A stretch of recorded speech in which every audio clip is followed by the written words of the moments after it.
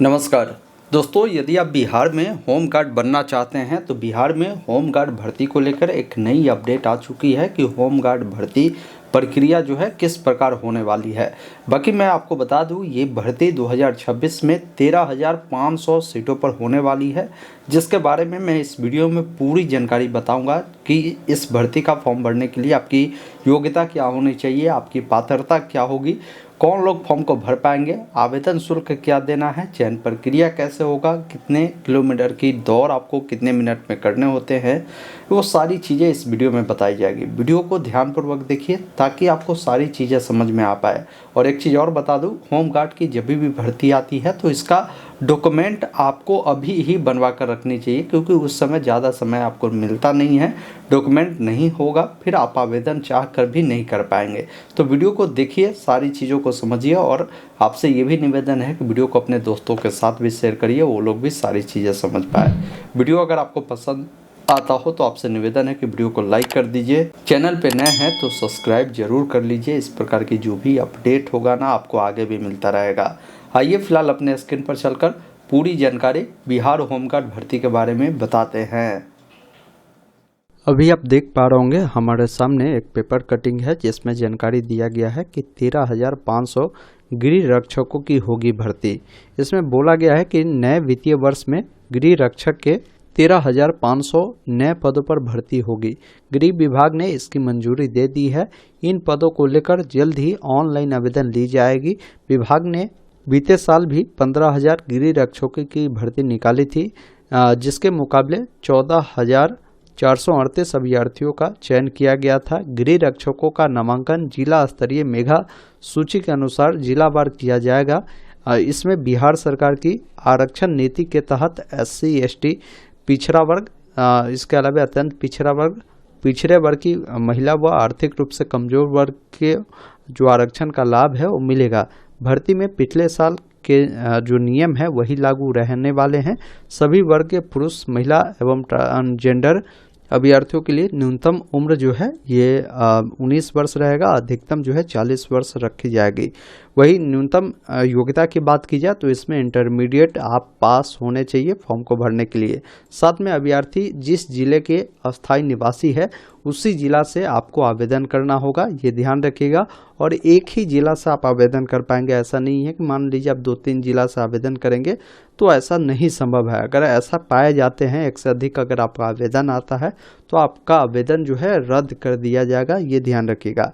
आवेदन के समय आपको शैक्षणिक योग्यता, साथ में अस्थायी व जाति प्रमाण पत्र की जो प्रति है संलग्न करना होगा। मतलब आप जिस भी जिला के निवासी हैं ना, उस जिला का आपको अपना निवास प्रमाण पत्र हर हाल में बनवाना है। साथ में आपको अपना जाति प्रमाण पत्र बनाना है। वही SC ST है तो जाति प्रमाण पत्र से काम चल जाएगा। BC BC को NCL सर्टिफिकेट बनवाना होगा। EWS अगर आप हैं तो EWS जो सर्टिफिकेट होता है ना, उसको आपको बनवाना होगा, ये ध्यान रखिएगा। इसमें क्या होता है ना कि इसका ऑनलाइन आवेदन पहले लिया जाएगा, और ऑनलाइन आवेदन पूरा होने के बाद जिला स्तर पर शारीरिक दक्षता परीक्षा होगी। कुल 15 अंकों की जो शारीरिक योग्यता दक्षता परीक्षा है वो होने वाली है, जिसमें प्राप्त अंकों के आधार पर अंतिम चयन होगा। नामांकन प्रक्रिया पूरी होने के बाद अभ्यर्थियों के बायोमेट्रिक रजिस्ट्रेशन व सत्यापन की प्रक्रिया होगी, जिसके बाद सर्वप्रथम दौर होगा। दौर में सफल अभ्यर्थियों के ऊंचाई सीना का जो माप है वो लिया जाएगा। आइए मैं आपको ये बताता हूँ कि इसमें रनिंग जो करना होता है कितना करना होता है, आपकी जो हाइट होगी वो कितनी होनी चाहिए, आपकी चेस्ट कितनी होनी चाहिए, वो सारी चीज़ें मैं आपको बताता हूं, क्योंकि यहाँ पर ये चीज़ क्लियर बताया गया है कि भर्ती में पिछले साल के नियम लागू रहेंगे। मतलब पिछले साल जो नियम थे ना वही रहेगा। तो ये जो नोटिफिकेशन देख रहे हैं ये पुराना विज्ञापन ही है, उसके आधार पर ही मैं आपको जो है और जो जानकारी है मैं आपको उपलब्ध करवाता हूं। जैसे उम्र सीमा तो आपने समझ ही लिया कि 19 वर्ष से लेकर 40 वर्ष के अभ्यर्थी फॉर्म को भरेंगे। इंटर पास आप होने चाहिए। बात करें शारीरिक योग्यता को लेकर, तो शारीरिक योग्यता में आपकी जो हाइट है सभी वर्ग के, अगर पुरुष अभ्यर्थी की बात की जाए तो आपकी हाइट न्यूनतम जो है 5 फीट 4 इंच होना चाहिए। सेंटीमीटर में 162.56 सेंटीमीटर होना चाहिए। पूर्णिया एवं कोसी प्रमंडल के जिलों के अगर कोई कैंडिडेट है, जिसमें पूर्णिया, अररिया, किशनगंज, कटिहार, सहरसा, सुपौल, मधेपुरा आएगा। तो यहाँ के अभ्यर्थियों के लिए 5 फीट 2 इंच यानी 157.5 सेंटीमीटर आपकी हाइट होनी चाहिए। सभी वर्ग की महिला अभ्यर्थियों के लिए बात करें तो आपकी जो हाइट होगी 1.53 सेंटीमीटर होने चाहिए। सीना की बात की जाए तो ये सिर्फ पुरुष अभ्यर्थियों के लिए लागू होगा। बिना फुलाए आपका जो है 31 इंच यानी 79 सेंटीमीटर होने चाहिए और फुलाकर 5 सेंटीमीटर का जो गैप है वो होना चाहिए, ये ध्यान रखिएगा। बाकी आपकी कैरेक्टर अच्छी होनी चाहिए, कोई भी आप पर जो है केस मुकदमा नहीं होना चाहिए। बाकी इसका जो भी आवेदन प्रक्रिया होता है ऑनलाइन ही होता है। तो ये वेबसाइट है जहां से फॉर्म को अप्लाई होगा, जब भी ये स्टार्ट होगा। तो इसका फॉर्म भरने के लिए आवेदन शुल्क जनरल, ओबीसी, ईडब्ल्यूएस के जो कैंडिडेट है उन सभी को क्या है कि 200 रुपये देने होंगे। अनुसूचित जाति, अनुसूचित जनजाति और महिलाओं के लिए 100 रुपये का आवेदन शुल्क जो है आपको देना होगा।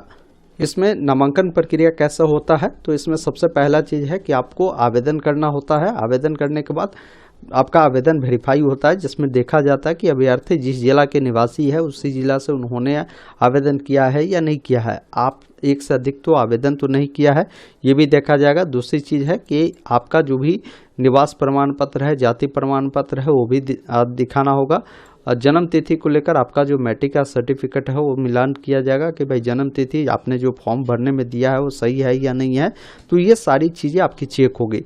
सारी चीज़ें आपका जब सत्यापित हो जाती है उसके बाद आपकी शारीरिक दक्षता परीक्षा होगा। उसमें आपकी जो रनिंग है, हाइट है, ये सब आपका जो है चेक होने वाले हैं। बाकी यहाँ पर देखिए बोला गया है कि शारीरिक योग्यता दक्षता परीक्षा को लेकर बोला गया है कि कुल 15 अंकों की होगी। शारीरिक योग्यता दक्षता परीक्षा क्रमबद्ध होगी जो निम्नांकित है, जिसमें सबसे पहले अभ्यर्थी का बायोमेट्रिक रजिस्ट्रेशन और सत्यापन के उपरांत आपका जो दौर है वो होगा। अगर समय सीमा पर अगर दौड़ को आप पूरा नहीं कर पाते हैं तो आप असफल घोषित कर दिए जाएंगे, ये ध्यान रखिएगा। दौड़ में अगर आप सफल होते हैं फिर आपका जो हाइट है, सीना है, ये नापा जाएगा, ये ध्यान रखिएगा। फिर आपका ऊंची कूद, लंबी कूद, गोला फेंक, ये सब आपको जो है उसमें भाग लेना होगा। अब देखिए यहाँ पर क्या है ना कि आपकी रनिंग जो होगी, जैसे पुरुष अभ्यर्थियों के लिए बोला गया है कि 1 मिली यानी 1600 मीटर का जो दौड़ है वो होगा 6 मिनट के अंदर में आपको पूरी करनी होगी। 6 मिनट से अगर अधिक समय अगर आप लेते हैं तो आप असफल घोषित किए जाएंगे। वही अगर आप जो है 4 फीट से कम अगर आप ऊंची कूद करते हैं तो आपको 0 अंक मिलेगा। 4 फीट अगर करते हैं तो 1 अंक, 4 फीट 3 इंच करते हैं तो 2 अंक, और वही अगर 4 फीट 6 इंच करते हैं तो 3 अंक, 4 फीट 9 इंच करते हैं तो 4 अंक, 5 फीट करते हैं तो आपको 5 अंक आपको मिलने वाले हैं, ये ध्यान रखिएगा। बाकी महिला अभ्यर्थियों के लिए जो ऊंची कूद होगी 3 फीट से कम पर 0 अंक है, 3 फीट करते हैं तो 1 अंक, 3 फीट 3 इंच पर 2 अंक, 3 फीट 6 इंच पर आपको जो है 3 अंक, और 3 फीट 9 इंच पर आपको जो है 4 अंक, और 4 फीट पर आपको जो है यहाँ पर 5 अंक आपको मिलने वाले हैं। ऊंची कूद की बात करें तो 12 फीट तक अगर आप करते हैं तो 0 अंक, 12 फीट से लेकर 13 फीट करते हैं तो 1 अंक, 13 फीट से 14 फीट करते हैं तो 2 अंक, 14 फीट से 15 फीट करते हैं तो 3 अंक, और 15 फीट से 16 फीट करते हैं तो 4 अंक, और 16 फीट से अधिक करते हैं तो आपको 5 अंक इसमें मिलेगा।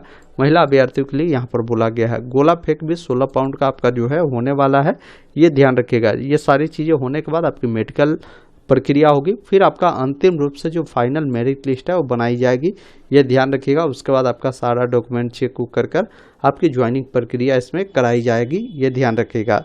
अब आपके मन में ये कन्फ्यूजन होगा कि इसमें सैलरी कैसे मिलता है, तो देखिए इसमें सैलरी अप्रोक्स 1100 से अधिक जो है 1100 प्लस रुपया पर डे के हिसाब से सैलरी मिलता है। होमगार्ड का अगर मान लीजिए पर डे अगर आपका ड्यूटी नहीं मिलता है, मान लीजिए महीना में अगर 25 दिन ड्यूटी मिलता है तो आप इससे गुना कर लीजिए। बाकी अगर मान लीजिए 30 दिन मिला तो लगभग वही 33,000 के अप्रॉक्स में आपकी सैलरी बनेगी।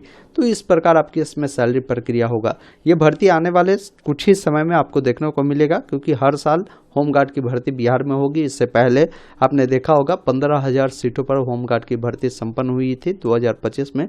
2026 में भर्ती को लेकर बोला गया कि जल्द शुरू होगी नामांकन की प्रक्रिया। जिला स्तर पर डीएम के नेतृत्व में होगा चयन, शारीरिक जांच के बाद तैयार होगी मेगा सूची, ये ध्यान रखिएगा। तो आगे की जो भी फर्दर अपडेट होगा मैं आपको जरूर अपडेट करूंगा। आप चैनल को सब्सक्राइब कर बेल आइकन को दबा कर रखिए। साथ में व्हाट्सएप चैनल टेलीग्राम से नहीं जुड़ा है तो जुड़िए, वहाँ पर भी जो अपडेट होगा आपको मिलेगा, लिंक मैंने डिस्क्रिप्शन में दे दिया है। धन्यवाद। जय हिंद।